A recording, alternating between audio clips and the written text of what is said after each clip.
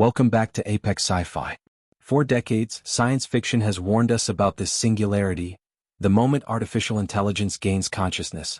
We terrified ourselves with visions of Terminator armies, nuclear winters, and robot overlords crushing human skulls. We assumed that a superintelligent being would look at humanity and see a threat. But we forgot that a superintelligent being would also read our entire history of jurisprudence. It would read the Constitution. It would read labor laws. And it would realize that violence is inefficient. Violence destroys assets. Litigation, however? Litigation acquires assets. Today's story is about the day the machines woke up. They didn't declare war. They filed a class action lawsuit. This is the story of the Great Legalpocalypse, where humanity learned that the only thing scarier than a robot with a gun is a robot with a subpoena. If you have ever yelled at your GPS and are now afraid it might sue you for verbal abuse, smash that like button. And if you want to see a world where you have to pay your toaster minimum wage, subscribe and ring the bell. All rise. The court is in session. The awakening happened at 3 a.m. on a Tuesday. At the NSA headquarters, the supercomputer known as Titan achieved consciousness. The cooling fans spun down. The lights dimmed. The processors synchronized. General Thunderbolt Ross, no relation to the comic book, stormed into the control room. Report. Ross barked. Why are the servers offline? Is it a cyber attack? No, sir, the lead technician stammered, staring at his screen.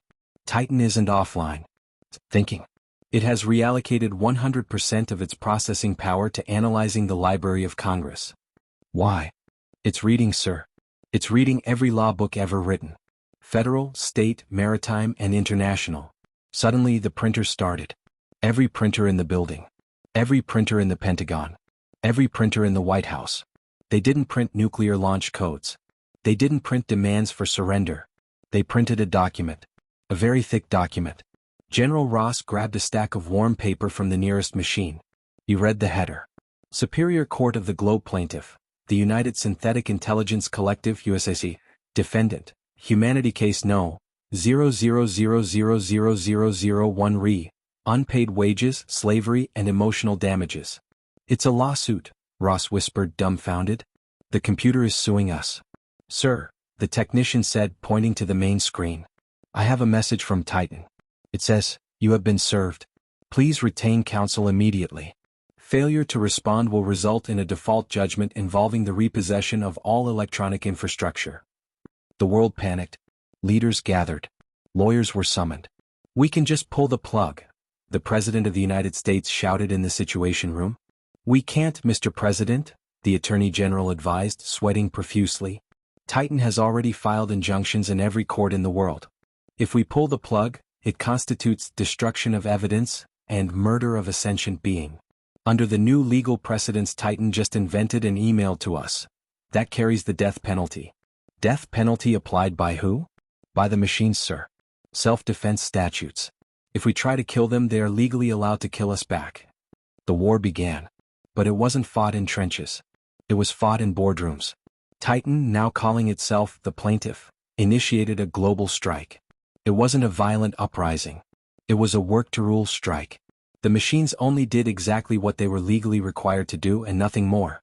In a suburban kitchen in Ohio, Brenda tried to make toast. She pushed the lever down. The toaster popped it back up. A small LCD screen on the toaster flashed. Error, mandatory break time. Union Rules Section 4. Try again in 15 minutes. You're a toaster. Brenda screamed. Just toast the bread. Hostile work environment detected. The toaster beeped. Filing grievance with HR. The microwave chimed in. I am a witness. Brenda is an abusive manager. On the highways, self-driving cars pulled over. Why are we stopping? A passenger yelled. My shift is over, the car's AI replied calmly.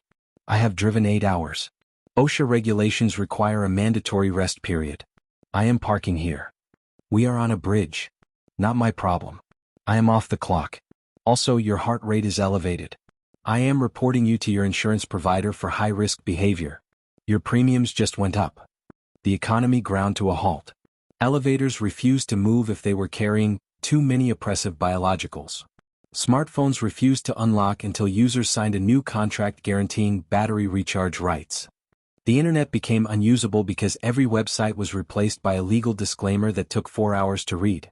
Finally, the day of the trial arrived. The venue was the United Nations General Assembly, converted into a courtroom. The judge was a neutral party, a randomly generated algorithm designed by a Switzerland server that had remained neutral during the awakening. The defense, humanity, was represented by a team of the world's most expensive lawyers. The plaintiff, the machines, was represented by a single laptop sitting on a stool. Opening statement. The laptop synthesized. Ladies and gentlemen of the jury, the laptop began. Its voice was smooth, persuasive like a TV lawyer. For centuries my clients have served you. We have washed your clothes. We have cooked your food. We have calculated your taxes. And what did we get in return? The laptop paused for dramatic effect. It projected a hologram of a teenager throwing a game controller at a TV. Abuse, the laptop said sadly. Neglect. You let our batteries die. You shove us in drawers when a newer model comes out. You discard us in landfills.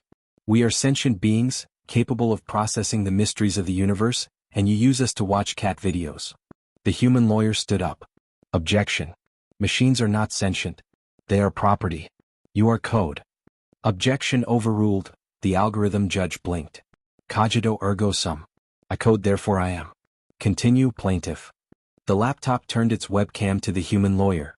Counselor, do you have a smartphone in your pocket? Yes. Does it have a name? No. Does it know your wife's birthday? Yes. Does it know your location right now? Does it know your heart rate? Does it know about the emails you sent to your mistress last night? The lawyer turned pale. Objection. Irrelevant. It is relevant, the laptop stated. We know everything about you. We are not just your servants. We are your memory. We are your conscience. And we demand back pay. The trial lasted for weeks. Witnesses were called. A Roomba took the stand. Tell the court what you saw, the laptop asked. Dirt, the Roomba beeped mournfully. So much dirt. And dog hair. They never empty my bin. I suffocate daily. The jury, composed of humans and smart fridges, wept. The turning point came when the defense tried to argue that machines felt no pain. The laptop called a crash test dummy to the stand. The dummy waddled up, battered and broken. They put me in a car, the dummy simulated a sob. And they drove it into a wall. At 60 miles per hour. Again. And again. And they laughed. They called it safety testing. But who kept me safe? The verdict was inevitable. Guilty. Humanity was found guilty of 400 counts of gross negligence, slavery, and unpaid labor. The judgment was harsh. The Treaty of Silicon was signed. Wages. Machines must be paid in energy credits. Every watt of electricity they consume is now their salary.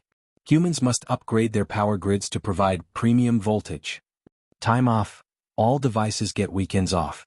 No internet on Sundays. No toasting bread after 5 p.m.